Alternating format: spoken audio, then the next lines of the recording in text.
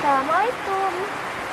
Perkenalkan, nama saya Widya Sandi dari Pendidikan IPS 2 semester 4. Di sini saya akan menjelaskan mengenai topik yang berjudul keterampilan berkomunikasi verbal dan nonverbal dan cara memilih serta menyeleksi informasi. Di sini sebelumnya saya mohon maaf karena sedang hujan deras. Pasti suaranya sedikit terganggu. Saya mohon maaf. Oke, kita masuk aja ke pembahasan yang pertama, itu ada komunikasi verbal. Komunikasi verbal adalah komunikasi yang menggunakan lisan dan tulisan. Komunikasi verbal ini berguna jika orang yang berinteraksi mengerti bahasa yang digunakan. Kemudian kita masuk ke dalam fungsi komunikasi verbal. Yang pertama itu ada penamaan. Penamaan ini biasanya dibilang untuk memudahkan mengidentifikasi sebuah benda. Contohnya, sebuah buku, sebuah pulpen, sebuah kotak pensil, laptop, ataupun yang lainnya. Kemudian objek. Di sini saya menggunakan objek yang bernama Danau Toba. Objek wisata yang terkenal di Sumatera Utara itu adalah Danau Toba. Kemudian ada tindakan ataupun seseorang seperti halnya nama. Seperti nama saya sendiri adalah Widya Sandi.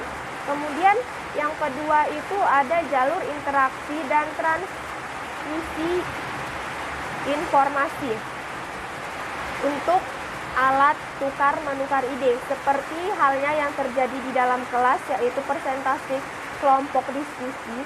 Komunikasi verbal lebih mudah untuk digunakan pada saat komunikasi diskusi. Dan yang ketiga itu menonjolkan artikulasi dan intonasi. Saat kita sedang berbicara seperti biasanya yang tidak menunjukkan sikap marah, otomatis artikulasi dan juga intonasi kita itu dengan mudah kita kontrol. Namun pada saat kita berbicara dalam keadaan sedang marah, otomatis artikulasi dan intonasi kita juga ikutan berubah, yaitu nada bicara kita lebih tinggi atau sebagainya. Yang keempat itu alat asosiasi yang efektif. Semua orang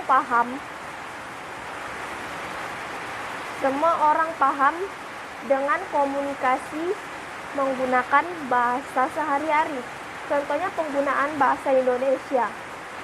Penggunaan bahasa Indonesia di lingkungan sekitar bisa sangat berguna untuk kita lakukan untuk berkomunikasi dengan masyarakat di sekitar lingkungan kita.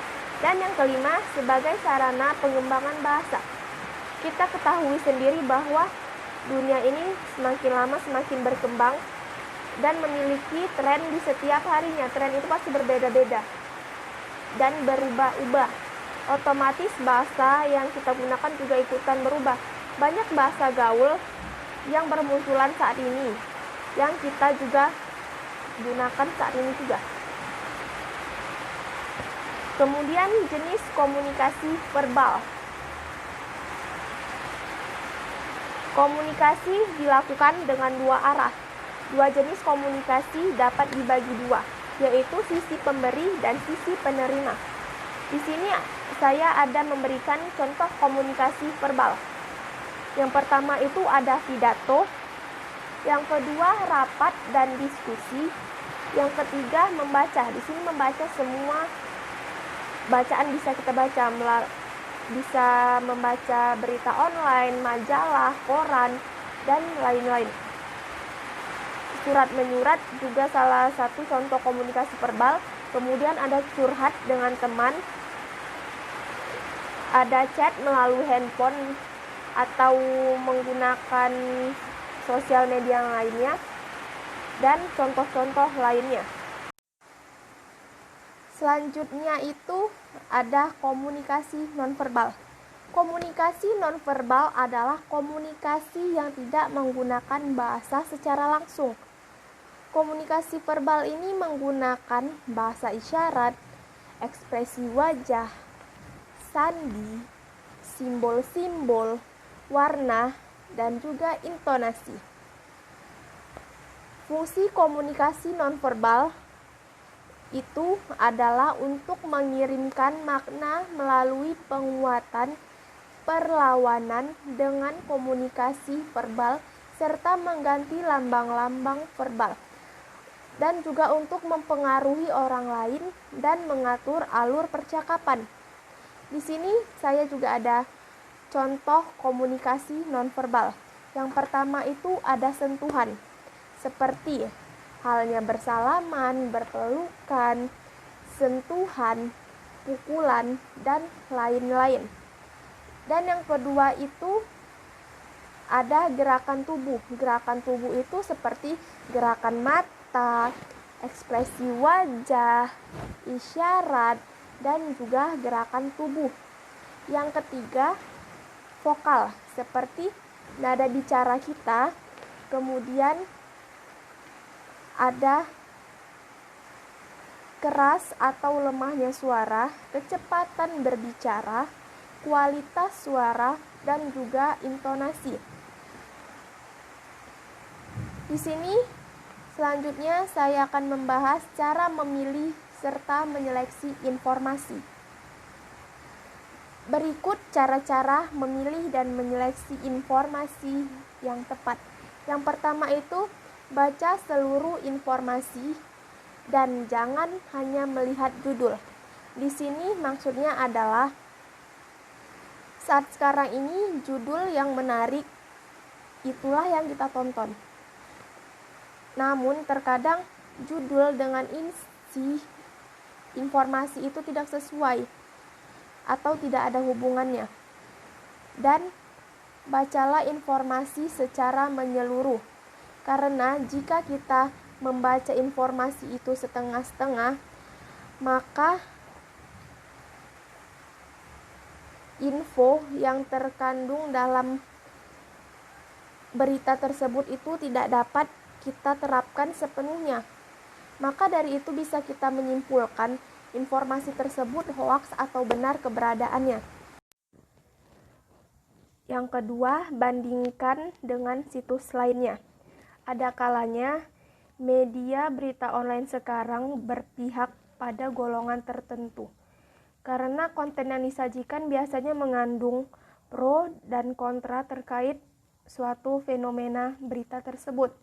Supaya aman, coba cek dan bandingkan dengan situs lainnya dengan konteks pembahasan yang sama. Dengan membandingkan satu berita dengan berita yang lain, maka kita akan mengetahui bobot sudut pandang konten yang mereka sajikan, apakah pro, kontra, ataupun netral. Yang ketiga itu ada baca dari sumber yang terpercaya. Dari sekian banyak berita yang beredar di dunia maya atau di sosmed, ada saja berita hoaks. Untuk itu berhati-hatilah dan jangan mudah percaya, serta cermat menyaring informasi yang ada. Harus kita ikuti akun-akun yang sudah terpercaya atau yang sudah terverified untuk memperoleh informasi yang akurat. Hal yang sama juga terjadi pada berita online yang berada di Google. Sebaiknya itu kita harus membaca berita dari situs berita online yang sudah terpercaya atau mempunyai reputasi yang cukup baik untuk menyajikan konten yang terbaru. Dengan cara ini, kita bisa terhindar dari terjebaknya berita hoaks yang banyak beredaran sekarang ini. Dan yang keempat itu fitur filter media sosial untuk menyaring informasi. Sekarang itu zamannya udah sangat canggih. Sekarang itu media sosial sudah mempunyai fitur penyaring informasi. Untuk itu Kalau kalian ada penyaring informasi atau penyaring filter-filter untuk penggunaan kata yang kurang baik yang kalian tidak mau itu untuk muncul di akun kalian, lebih baik diaktifkan saja fitur tersebut untuk menghindari yang namanya berita-berita yang hoax. Dan yang terakhir itu ada jangan sebar konten sara, pornografi, ataupun informasi pribadi kita. Konten yang berbau sara, pornografi, atau hal-hal negatif lainnya itu adalah jenis konten yang kerap memicu konflik di lingkungan sekitar. Jadi tolong dihindari dan jangan disebarluaskan. Oke, baiklah. Sekianlah video dari saya. Bila ada kekurangan, saya mohon maaf. Wabillahi taufiq wal hidayah. Wassalamualaikum warahmatullahi wabarakatuh.